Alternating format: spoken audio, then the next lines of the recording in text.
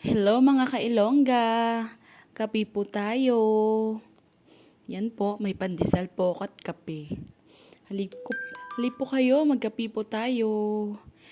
Umaga pala akong nagising dyan. At saka tinawag ko yung kapatid kong lalaki para magkape kami. Ayan, pero hindi pala yan kape ang iniinom niya kasi sinisikmura daw siya sa kape. So ang ginawa niya, bumili siya ng pwede niyang inumin. O yan, habang nagtitimpla sa dyan, hinintay ko siya para sabay kami.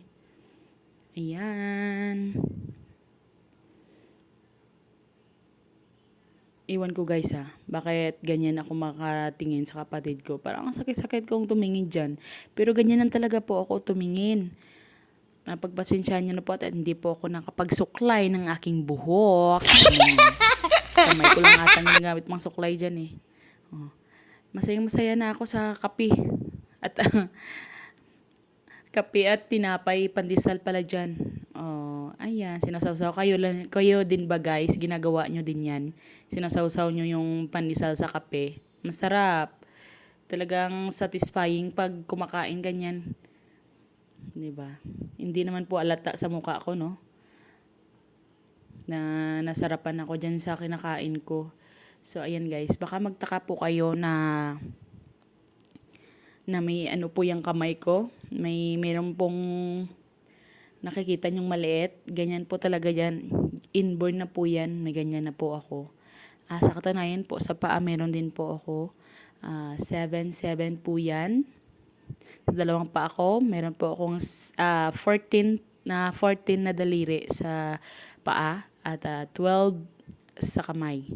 Bali, 6-6 at saka sa paa, 7-7 sa kabilaan.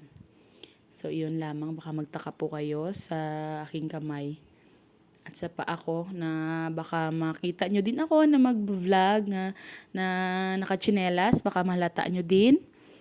So, ngayon po uunahan ko na po kayo. Yan po. Abang nagkakape po ako na pag isip-isip ko na maghugas mamaya ng mga plato para hindi natatrabuhin ni mama. Habang siya, pumupunta siya dun sa nagbabayad siya ng mga utang niya. Yan, weekly po yan, nagbabayad siya.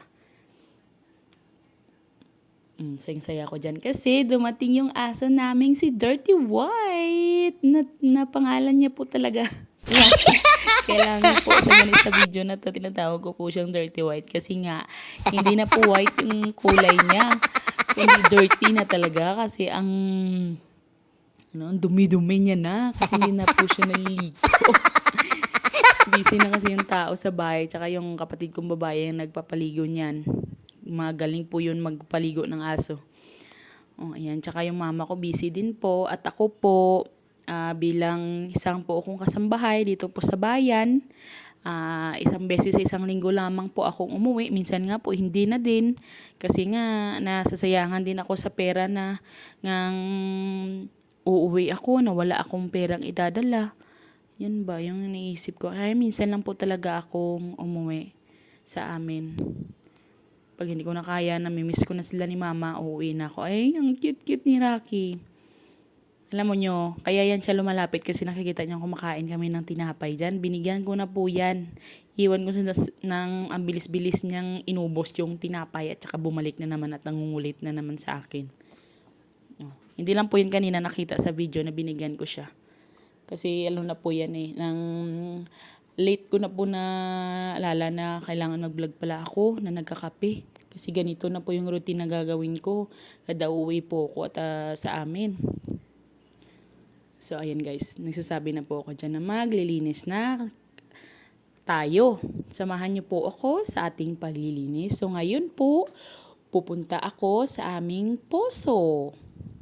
Ayan po yung daan papuntang poso po yan. Kasi medyo malayo po yan sa amin. Wala po kami kasing amin talaga na tubig na poso. Baka po magtaka kayo bakit maraming manok dyan. Hindi po yan sa amin. Sa kapitbahay po yan namin na pinsan ng papa ko. At dyan niya po pupunta yan sa poso. Kukuha po tayo ng tubig para may gagamitin pa tayo ng panghugas ng ating pinggan. Tignan niyo po, pasensya na po na makalat, ganito lang po talaga. Ganito talaga ang buhay dito sa probinsya. Diyan po kami kumukuha ng tubig. Ayan po, tignan niyo po ang aming poso. Nasa katagalan, nasisira din. Kaya pag merong nag-aayos dyan, na pinsan din ni Papa. Yan, magaling din mag-ayos. Kaya pag masisira, ayusin agad. Oh, ayan. Yan guys. Napakahirap talaga ng tubig dito sa amin guys. Mahirap. Swerte na nga po ngayon kasi nga yung tita ko na pinsan ni Papa nagtrabaho abroad na hindi niya kami kinalimutan dyan sa lugar namin. So pinagawa niya kami ng poso dyan para hindi na kami mahirapan sa tubig. Kahit nag-iisa lang yan na kinukunan ng mga pamilya namin. Pero sa kada bahay-bahay dyan po, meron na talagang may mga poso sila. Pero sa amin na pamilya dyan, pinagawan talaga kami ng pinsan ni Papa na nasa abroad nagtatrabaho. Yan, para sa mga kapatid din niya na nandyan sa malapit. Bali, parang common na po yan, yung bomba na yan, poso. Oh, yan po, yung mga galang pato, or anong tawag dyan sa Ingles, duck. Oh, ayan yung pato namin dyan, gala. Oh, ang bilis naman ng pagkuha ko ng tubig, di ba po? Oh, ang bilis. May uwi na ako. Ang bilis mapuno. So, ayan, naguhugas na pala ako ng pinggan, guys. Tignan nyo, pasensya na po kayo, makalat at hindi kagandahan yung ating camera kasi hindi pa natin kayang bumili ng magandang camera na magandang mag-video-video sa atin at pasensya na po kayo sa damit ko para po akong nanay na talaga pero hindi pa po, dalaga pa po talaga ako. Hindi lang po talaga lata. Kasi nga matured po ako eh. Baka magtaka po kaya baka sabihin nyo meron na po akong asawa, wala po. Single po talaga ako. Charis! Sana all single. So yun, habang naguhugas po ako dyan, nagpapakulo po ako ng tubig. Kasi nga, naalala ko, mahirap palang tanggalin yung sebo sa plato. So, kaya nagpakulo ako ng tubig. Baka marami pang mga dishwashing yung maubos ko. Hindi pa yan malilinis yung plato. So, nagpakulo ako dyan ng tubig. Hindi ko lang po talaga napakita. So, ayan. Nilinisan ko, kinukunan ko ng mga maliliit na mga kanin. O ano-ano pa man. Kinukunan ko pinupunasan ko sa aking kamay. Charis!